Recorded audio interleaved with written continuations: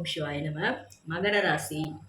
மகர ராசிக்கு மேஜரான ஒரு விஷயம் என்ன நடக்க போகுது லைஃப்லன்னா, 30 வயசுக்கு மேல ஆயிடுச்சு, கல்யாணம் ஆகுமா அப்படின்னு பலமிட்டு இருந்த மகர ராசிக்காரங்களுக்கெல்லாம் கல்யாணம் ஆகிறதுக்கான கால சூழ்நிலைகள் உண்டாகும். அடுத்து பார்த்தீங்கன்னா, நிறைய தொழில் சார்ந்த விஷயங்கள் எல்லாம் தடை, இழுபறி இதெல்லாம் ஃபேஸ் பண்ணிட்டே இருப்பீங்களா? கொஞ்சம் கொஞ்சம் கொஞ்சம் சேஞ்சஸ் நடக்கும் உங்கள் லைஃப்ல. ஹெல்த் வைஸ்ல நம்ம கொஞ்சம் ஃபிட்டா இருக்கணுன்ற எண்ணமே இப்பதான் உங்களுக்கு வரும். ஸோ நம்மளை நாமளே பார்த்துக்கணுன்ற எண்ணமே இப்போதான் உங்களுக்கு வரும்.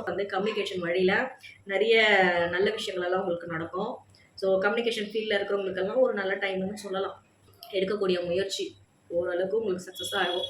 உங்களுடைய தனிப்பட்ட ஜாதகங்கள தசா புத்தி கொஞ்சம் நல்ல பேலன்ஸில் இருக்குது அப்படின்னும்போது, ஸோ உங்களுக்கான ஒரு டைம் இதுதான் அப்படின்னு நீங்கள் எடுத்துக்கலாம்.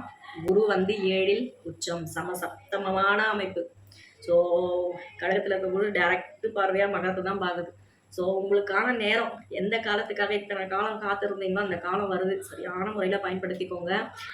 உங்களை விட வயசில் மூத்தவங்க இருப்பாங்க இல்லையா, அவங்களோட ஆலோசனையெல்லாம் கொஞ்சம் கேட்டு நடங்க. சரியான நேரத்தில் அதெல்லாம் உங்களுக்கு பயன் தரக்கூடிய ஒரு அமைப்பில் இருக்கும். இல்லைன்னா பிரிஞ்சு போன கணவன் மனைவிகள் எல்லாம் யோசிப்பீங்க, ஓ நான் தப்பு பண்ணிட்டனோ, போய் பேசலாமா, இந்த மாதிரியான எண்ணங்கள் எல்லாம் வரும் மகர ராசி பொறுத்த வரைக்கும். ஸோ சிவபெருமான் வழிபாடு உங்களுக்கு எல்லா வகையிலையும் ஒரு நல்ல பலன்களை தரும். தவறாமல் செய்யுங்கள்.